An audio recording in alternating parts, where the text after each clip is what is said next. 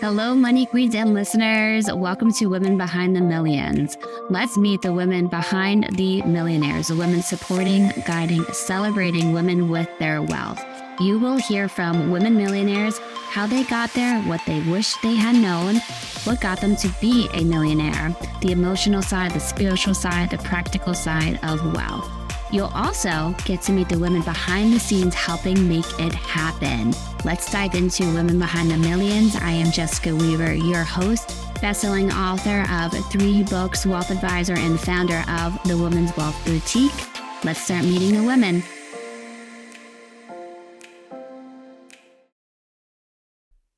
Welcome back, ladies, to Women Behind the Millions. I am your host, Jessica Weaver, and we are on our season of Rise and Find, the woman who is stepping up, powering up, leveling up, all of that good stuff. And tonight, we have a repeat guest.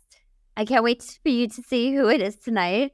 But I wanted to start. She's one of our authors of our newest anthology book, Rise and Find.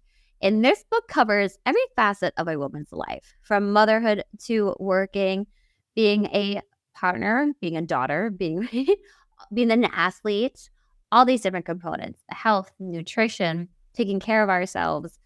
It is just an incredible, incredible book. The biggest piece I've learned from this book, and I do get to read the chapters ahead of time, part of the perk of being the publisher, how much pressure we put on ourselves as women. You know, I realize that, right? I put a lot of pressure on myself at work. And as I'm reading the chapter, I'm like, you're right. I put a lot of pressure on myself for what I eat, for how I'm parenting, for how I'm being a wife and a daughter. I put pressure on myself for how I'm dressing. I put pressure on myself if I'm working too hard, if I'm not working hard enough. We put so much on ourselves. And if anything, this book's going to showcase, how can we start to remove some of that pressure and to see who can help us identify, right? Why are we putting this pressure on ourselves? Is it because we are still not healed from a trauma in the past? We have our certified heart healer, Alyssa Gilman, part of this book. You get to read her chapter, right? Is there an insecurity that it's trying to hide or mask? Is it part of our ego? Is it, a bad injury? Is it something that somebody told us from years ago that we still kind of channel into our mind and it's still very prevalent there? So why is the pressure there? How do we remove it? Maybe you're in a toxic environment, toxic relationship. Maybe you just busy yourself to death in order to distract yourself from the real issue. That also happens, yes. The stress is still there. We still know it's there, but we're distracting ourselves. We think being busy is being productive, and it's not. It's not. Or as Dolly Parton sings, working 9 to 5 doesn't always solve all of our problems.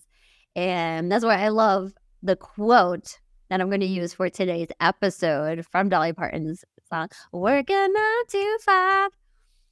Well, you've got dreams and you know they matter.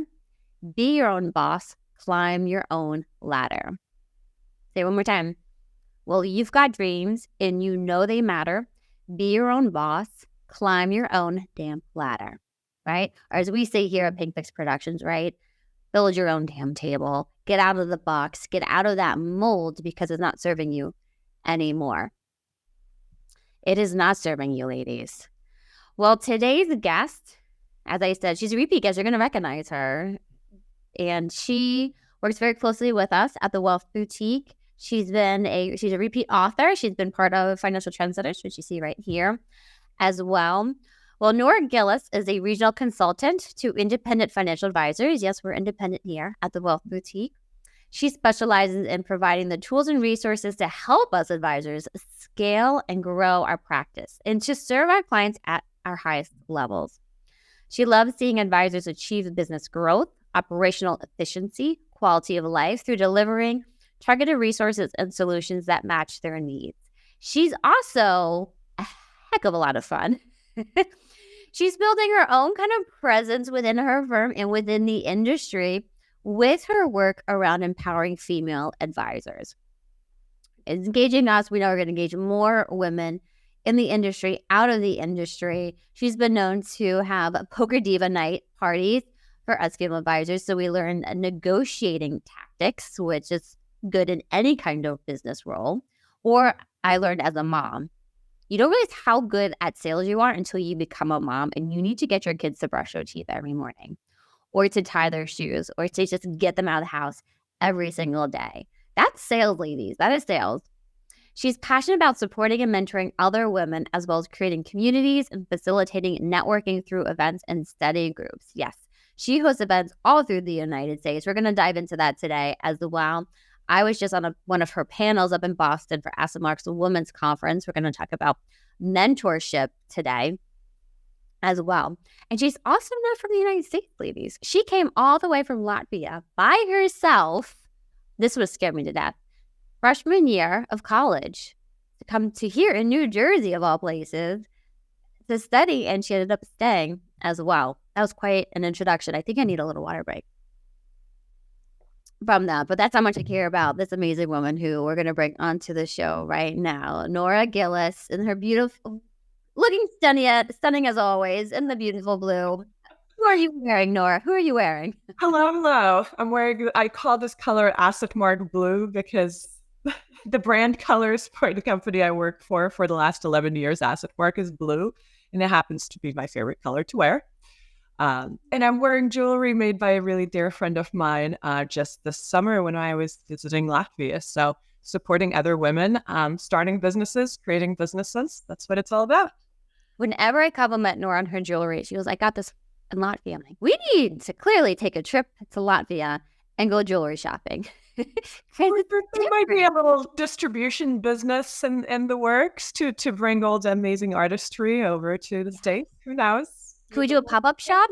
Maybe at our next event, we could do a pop-up shop, jewelry.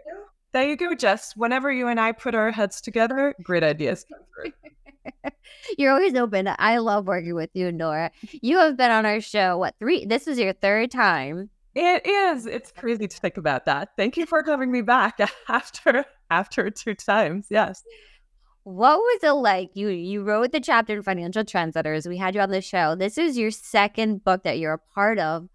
How has this experience been for you? The process has been very, very interesting. When you do your very first writing of any sort, I personally find it quite terrifying because you just don't know if anybody will want to read what it is that you have to say. And also you're trying to figure out, do I have something to say? Do I have a point of view? Is this unique? Is this different? Will somebody take something away from this? I'm very, you know me, I'm very focused on what is going to be the end result. What is somebody getting out of this? This is why I love working with financial advisors.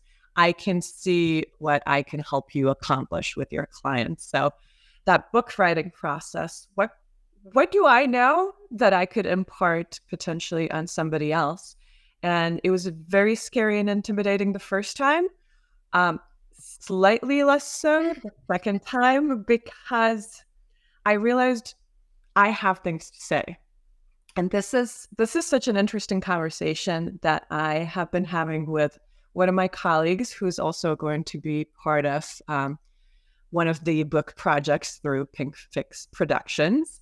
And she's in that same place that I was before the first book, thinking, I don't really know, how do I pull my thoughts together? What should I put my personality into it? Is this too strange? Is this too personal? And my take is no, this is use all your personal stories, use all your anecdotes, make it a little strange, make it a little different, because that is what resonates with people. And I think I've talked to the Wealth Boutique community about this. I've found the book writing process to be so empowering because once you really dig in deep and you got to take a step back and really think about it, and all these things start pouring out, you go, oh yes, I know this. I have accomplished this. I have these ideas. And I think they're good ideas. I've done a lot with this, and it's such a validating experience. Even if nobody read any of the things that I have written, it still would have been such a valuable process for myself. validating. And you start off by saying, is this going to matter? Is this chapter going to change somebody's life? Is anybody going to pay attention to it? Will it help them? And as our editor, Hillary, who's amazing, she's been an editor for all of our books at Pink Fix Productions, says, it's not writer's block, it's writer's judgment. Yes.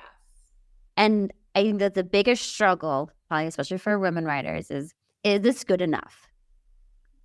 Is this good enough? Is it important enough? Is it sexy enough? Is it gonna really take hold? Is it serious enough? Is it not serious enough? I mean, you were talking in the introduction, putting pressure on ourselves. That is a key trait we all seem to have as women. We're very good at putting pressure on ourselves. It's just the best that it can be in all aspects of the thing that we are creating. And it's not usually helpful pressure. Yes. And we say, like, take our belief. We know it works. We've done the book process before. And as you're kind of ending what you just spoke about, it being validating. So we started with, is this good enough, to it being very validating once it is out there and you kind of release it, you surrender it, you trust the process, you borrow the belief that it is going to work. And then that just sets you up for the next chapter and organizing your thoughts. You mentioned too in your work experience as well. And that I find to be very therapeutic as well. Do you find the book writing therapeutic? Oh, yes, definitely. Definitely. And just being okay, trusting the process, as you said, and being okay with the process taking you to a place that you did not expect. I think in both chapters, I sort of started with a very general idea of what maybe I want this to be, and I just started writing things down. I said, I'm just going to write down what comes to mind, the more memorable things from my own experience or the thoughts. And then it took me to a whole different place at the end, and I ended up sort of changing the entire story around a little bit. And my colleague, Trisha, who's participating in the next book, she actually reached out to me a few weeks ago and said, I'm getting to the end of this chapter and I think it's all changing a little bit. And I think I want to change the title. Do you think that's okay? And that's perfect. That is the process. We don't start, or you start with an idea, but the beauty of the process, and this is your career, this is your just general life journey, have an intention and then be open to it changing and something else coming along and integrating that in with what your thoughts about that process were in the beginning. So just be open to it.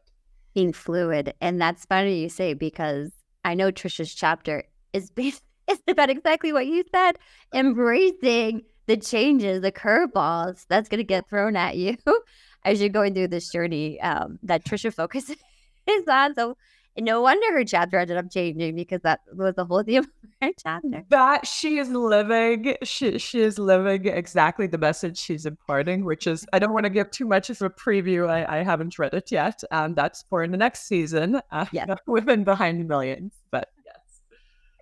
Amazing.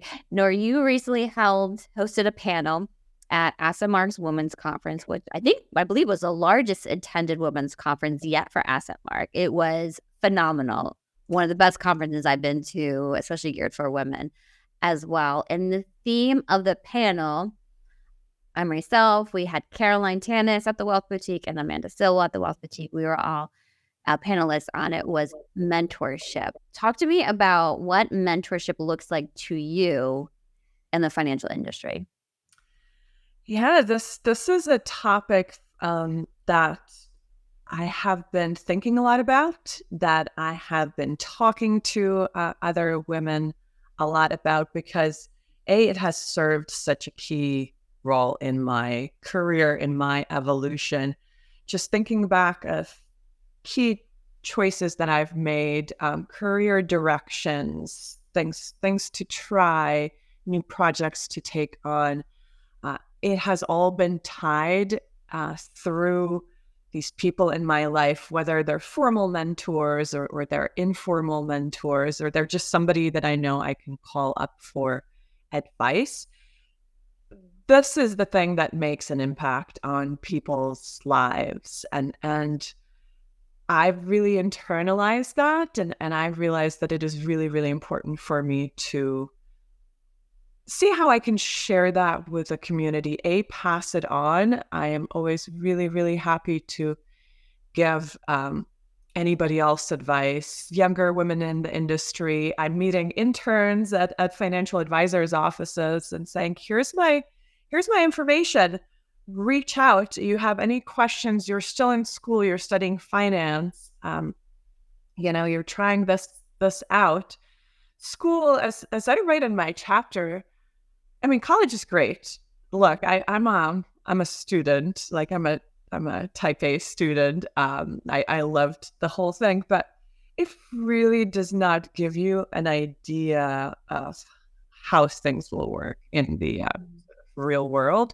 What type of jobs are out there? What type of directions you can go in?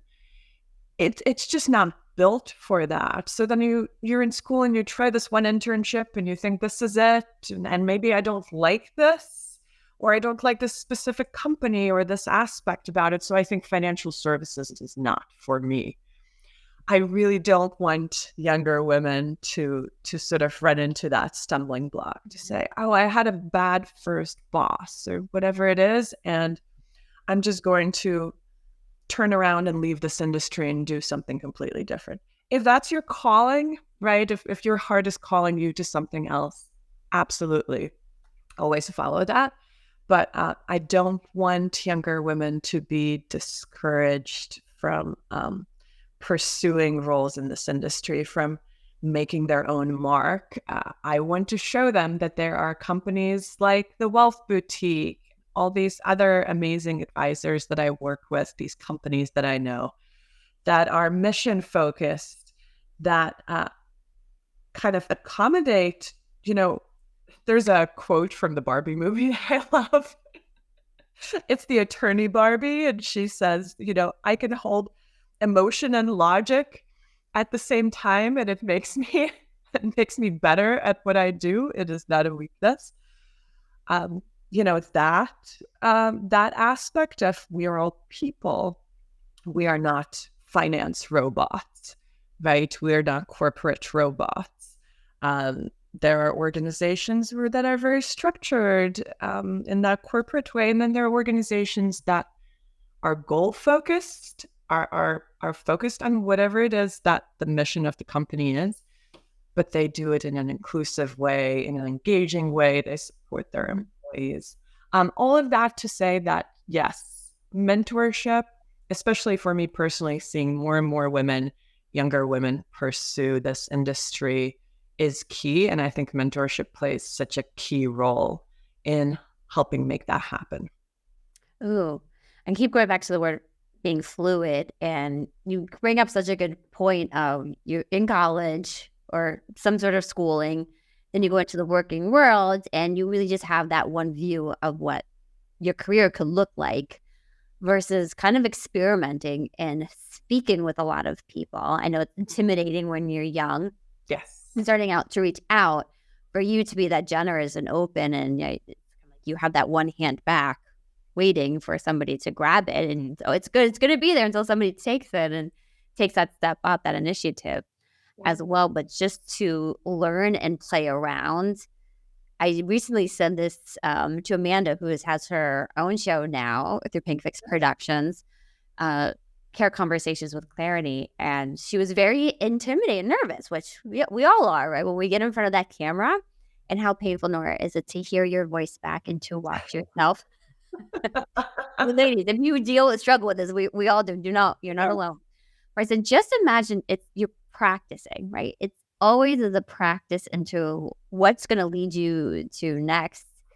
And that's why I love this industry, especially for women, right? You can change it and switch directions as much as you want to. Hopefully not too much, but really trust where your intuition is pulling you. Should I be working with women? Should I be focusing on divorce? can I focus on the sandwich generation, right? And you can allow yourself to move in and out of different niches and And, different specialties. and it's a good thing having exposure to those different things, even if this particular idea did not work out or this particular direction, you always learn something from that. And then you take that into your next adventure. I again, what you said in the beginning about putting pressure on ourselves, that really resonated for me. That is how I grew up. That is how I used to think. And I thought I had to have it all figured out from the very beginning. Once I left college, I have my finance degree. I've watched the movies where there's the serious business lady in a suit sitting in a conference room and at a computer. And I did not give myself even the idea of flexibility. I thought I need to have this track from the very, very beginning and I have to stick to it. And when that track started really not resonating with what I felt more interested in, so I started more as an analyst, right? Spreadsheets, PowerPoints. Listen, I make a great spreadsheet. I still We might need you. Yeah, that skill set is always going to be needed. And I thought that's what I'm supposed to do, right? This pressure on ourselves. I'm supposed to do this. This is the serious work, but also this is not going to expose me to too much risk because working with people, getting in front of rooms, presenting, dealing with clients, that's more risky. A spreadsheet's not going to talk back to you. A spreadsheet's not going to say, no, what you just presented to me does not make sense. Go and redo it. And it took me, I think, longer than it would have if I hadn't put that pressure on myself to really start moving to what resonates more with me, which is working with people, connecting with people, being that connector, looking at resources, just engaging different audiences, creating communities. It took me a while to work myself towards this space because I had this very specific idea in my head. This is what I should do. This is what I trained to do. And the other stuff, A, was not part of the plan, and B, well, too scary, right? Yes. Yeah, you bring up so much of what women face, the shoulds. I should be doing X, Y, and Z. This is how I should dress, how I should speak, should behave, and whatnot. I want to get into that a little bit more. We're going to take a quick commercial break and then learn a little bit about the Wealth Boutique. And then we're going to dive into that, Nora, in a second. All right, ladies, we'll see you a bit. At the Wealth Boutique, we know there's a different kind of wealth. It's not just about the dollars in your account, but that sense of freedom, confidence, and security that comes with it. We know that money isn't just about the math. It's so deeply intertwined with your emotions, values, aspirations. And it's your time. For too damn long, society has whispered in your ear, planting seeds of shame, guilt, greed, embarrassment around money. But here we say and do something different. We give you permission to be who you are meant to be, to spend where it feels good, and to invest where your heart is. Our female-focused team of advisors understands the unique financial journeys of women, couples, and their families. We're not here to just talk numbers. We're here to help you craft your own financial triumph story, one that reflects your goals and values. We open up our arms at the Wealth Boutique to guide you, be your confidant, your advocate, your ally, whether it's your retirement, financial plan, or estate plan. Let's craft your unique story and get started. All right, we are back with Nora Gillis on Women Behind the Millions, and we were just speaking about the shoulds.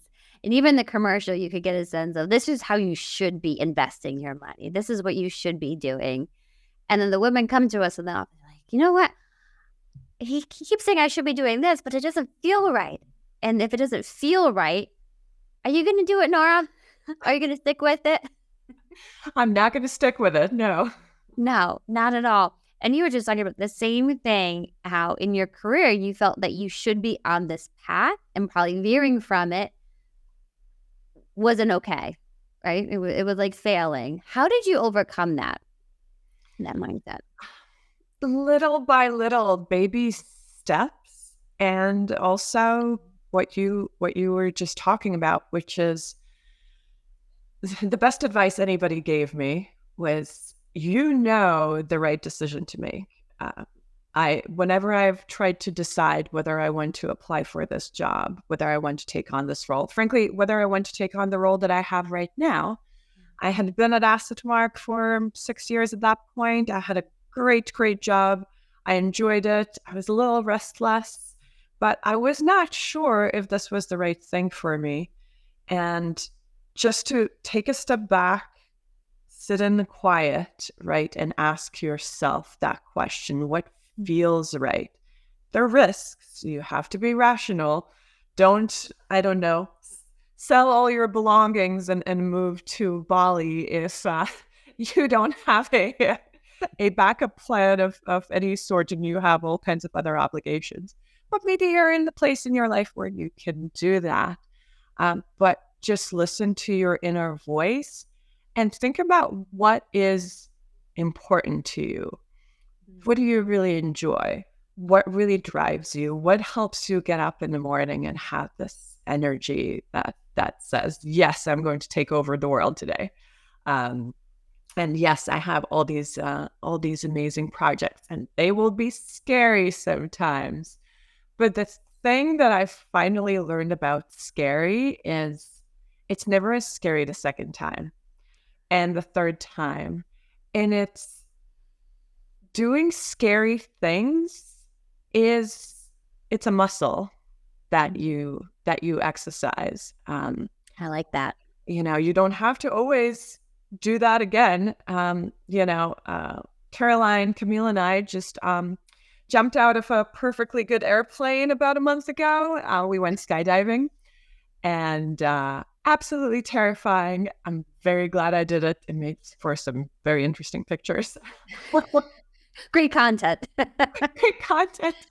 I may do it again, but I don't necessarily have to. But it's part of it's that muscle. You do it, and you're fine. And it was really scary, but I really wanted to do it, and it's fine. And I learned something from it, which is I can conquer one of my biggest fears, which is heights. Yeah, I didn't realize when I knew you were going skydiving, I didn't realize you were scared of heights on top of it. I'm terrified of heights. I do not like glass elevators.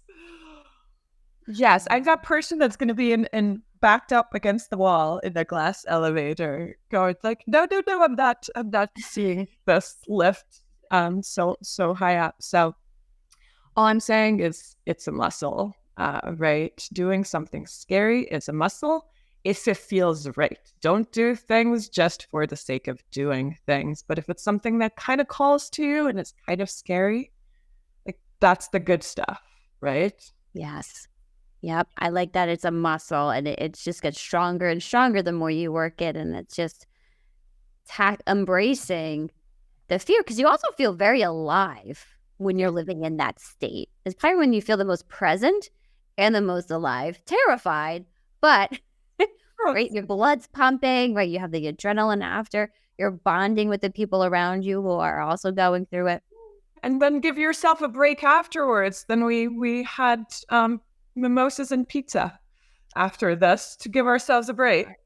So now, that was a perfect segue. Thank you for bringing that up, because in your chapter, it feels like you are mentoring the readers. You're going through, you've been mentored, you've been on the show, and you said, had amazing mentorships in your life. Now you're starting to mentor the next generation as well, or two. And through your chapter, and you talk about jumping out of the plane, a little sneak peek into your Rise and Find chapter. I wrote it before we jumped out of the plane. Oh, that's right.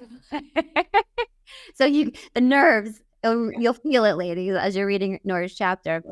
But then you go into these amazing nuggets, these golden nuggets. And one of them was taking time to pause and to celebrate and your accomplishments in what you've done. Do you feel women aren't doing this enough? Definitely. I know this because I have had to really learn that aspect, and I'm not still always very good at it, which is you do something and you immediately go, okay, what's next? Where do I have to be next? What's the next project? And the hardest thing sometimes can be to step back and celebrate. And this is also where your community comes in, or your team. For example, I love to do this with my team, right? To recognize the things that they've done really well, and to say, I know we're in the middle of a really busy time right now, but the way you handled this project, right? The way you handled this difficult situation, that was really great. I just want you to know that you're doing a great job. Mm-hmm. And, my community, your community, people are around you. Sometimes they will do that for you. And that's why you need to have really amazing people around you that will say, wait a minute, you just did this book, right? How was that? Have you internalized that? Do you know what a cool thing that is to do? And then you have to pause and go, that's right. That was really cool. That's pretty badass. I can really sit with this and have that. All of these things I've realized also build up this internal sort of energy reserve, this internal support that you can then dip into when you're dealing with a challenge. Not everything's always going to be rosy and shiny and happy, but the more that you spend time sort of recognizing these things, going over them, when somebody gives you a compliment, you did that well, don't go, oh, that was nothing. Go, thank you. I worked really hard on that, because you did. And all of that, even if you don't realize it in the moment, it adds up. You're sort of kind of charging your inner battery so that you can dip into it again when life gives you those ups and downs. That energy reserve is there. The energy is key, like you said. And as you take time to reflect and bask in whatever feels really good at the time, right? Then it's just going to attract more of that into your world as well. You probably noticed your relationships have changed too, Nora, because I've seen you on this huge journey of yours, and you're showing up differently. You're showing up more confidently. You are more engaged than I've ever seen you, more connected with the people that you care about. It's like you're on your game. You know what I mean? Like you know who you are. You're showing up. You're not apologizing anymore. You're just embracing it.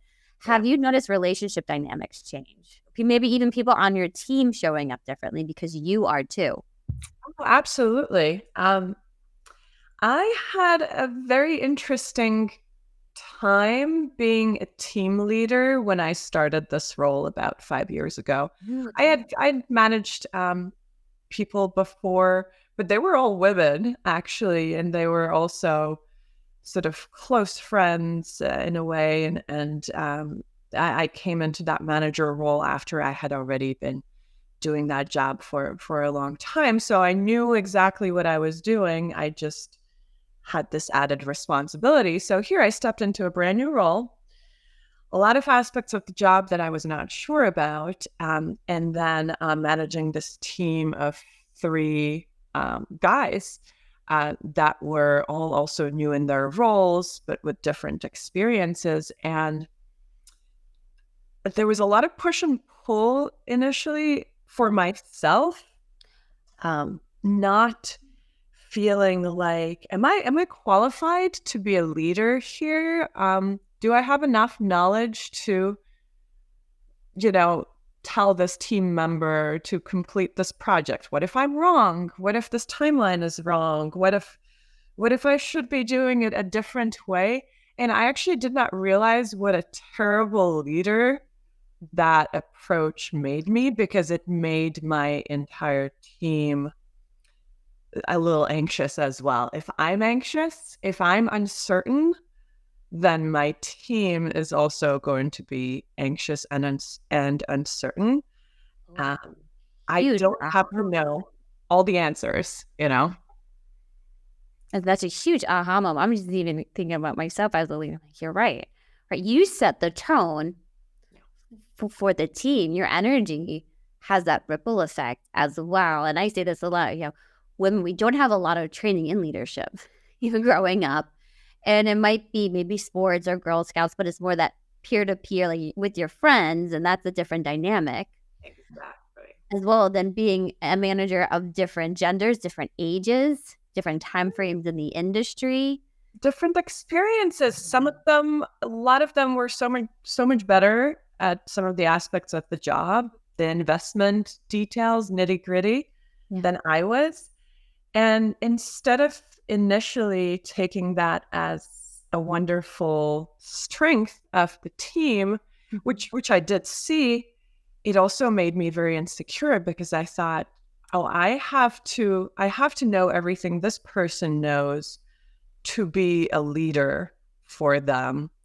And it made me, again, anxious and insecure and all of that. And it's not until I realized that we all have our different strengths and different aspects of the job, for example, that is never going to be our thing.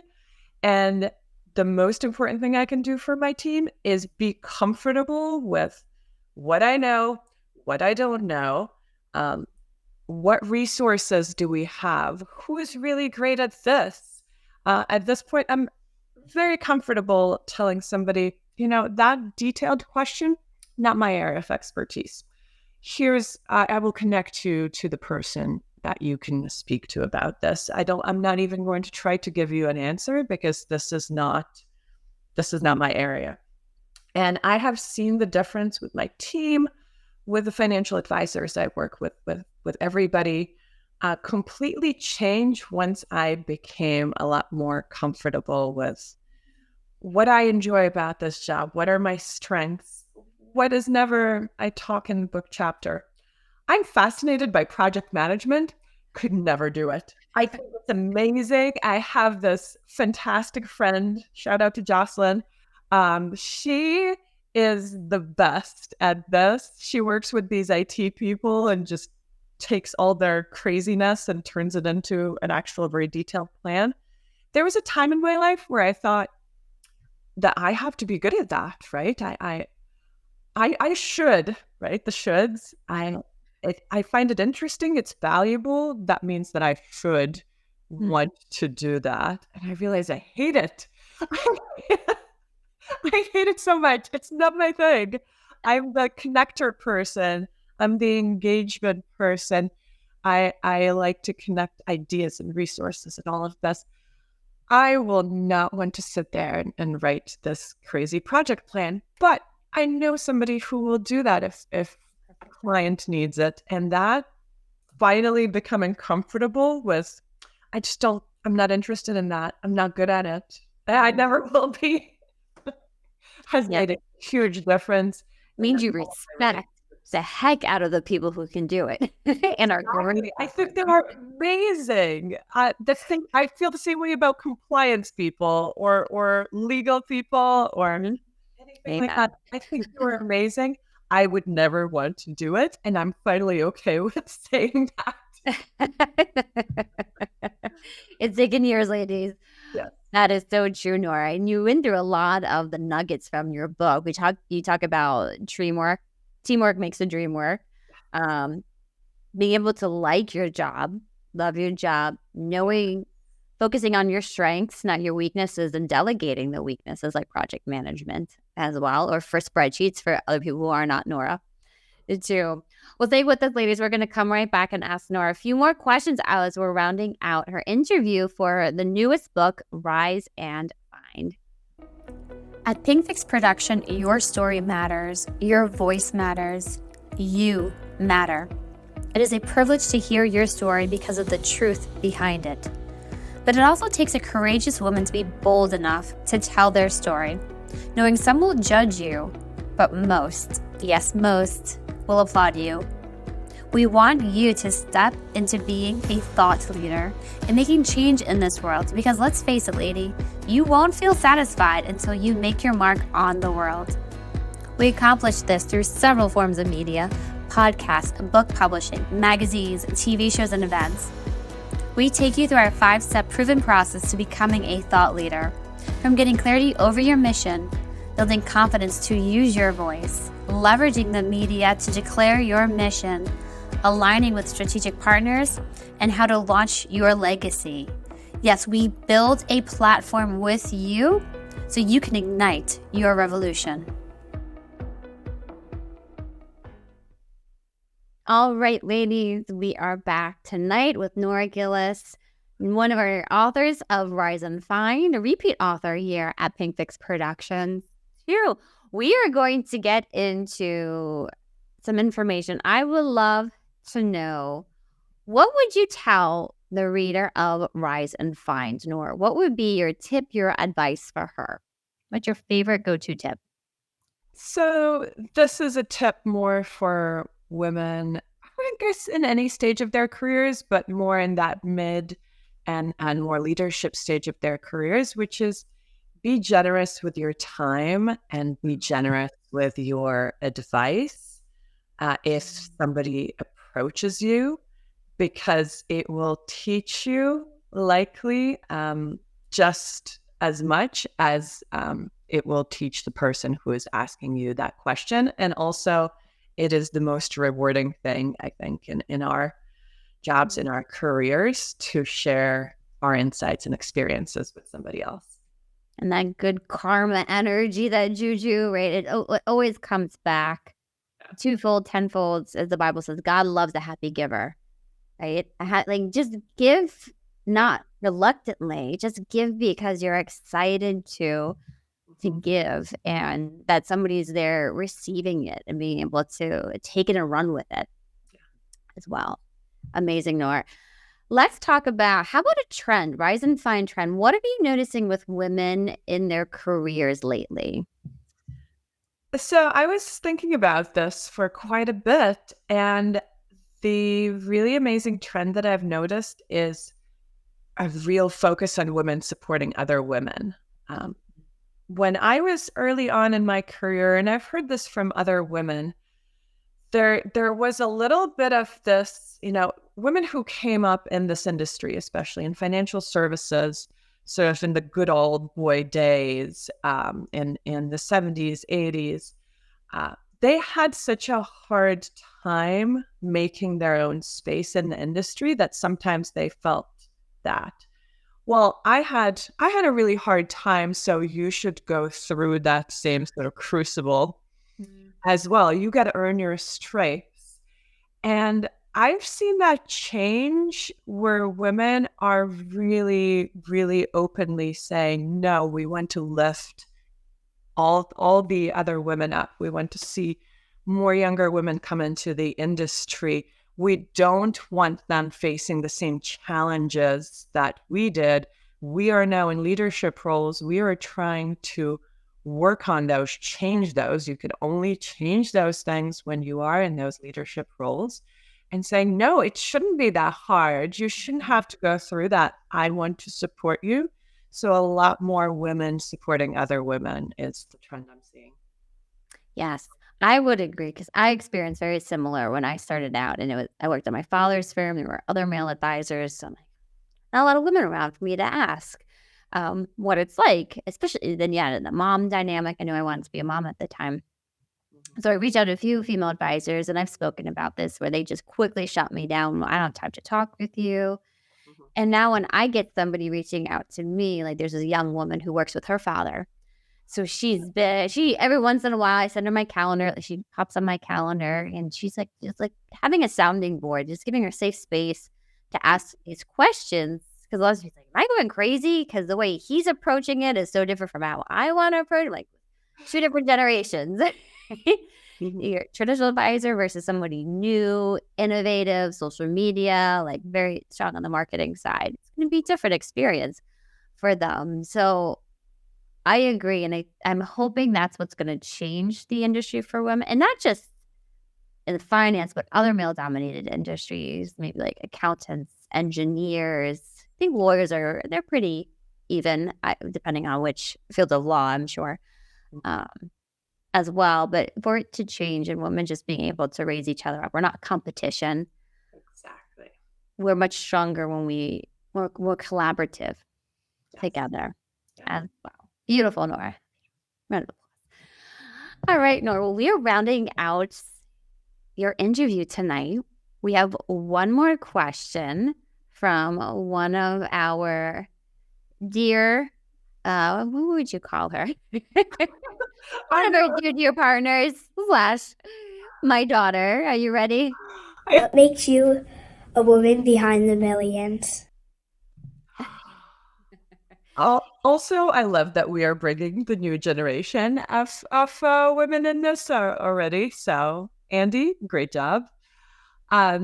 What makes me a woman behind the millions is just all the amazing people that I get to work with, all the amazing financial advisors putting financial roadmaps together for people to get to where they want to go with their finances and with their lives, all of that being integrated together. If I can contribute to that in any small way possible, that's success for me. That's what makes this job exciting and fulfilling for me. Oh, amazing, Nora. Amazing. Yeah, we had an idea. I want to hear your thoughts on this. So last night we were celebrating Divorce Decoded book, and Nora, you were at the launch party. My daughter was there, and there was another young girl there, and we had our fun money gun. I wish I brought it. I would have showered you all with a money gun virtually. And I said, we should have a separate component to our events where we get to bring young women to it. Yes. And they learn about business and money and maybe relationships or different components as well. I think that would be a really neat addition.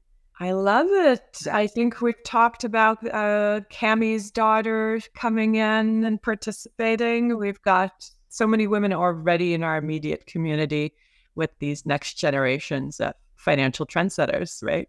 Yeah, we might have to have our own. We could all come together and share our insights and expertise and kind of create this nice community for them to grow through. Yeah, sure. I love it. Well, thank you so much, Nora, for being on Women Behind the Millions and for being one of our incredible authors of Rise and Find. Book is coming November of 2024, right around the corner, ladies. And you will see so much more of Nora, I'm sure, as we continue. Thank you, Nora. Thank you to all of our viewers and listeners. It's been an incredible journey with you. Thank you for watching the show, supporting the show. We've seen huge growth. It's just been amazing. So good night, everyone. We'll see you, ladies, next week. Hey, money queens, looking to get your wealth to that next level, 7, 8, 9 figures? Follow us on Instagram at PinkFixMyMoney and at Women's Wealth Boutique for more millionaire money tips.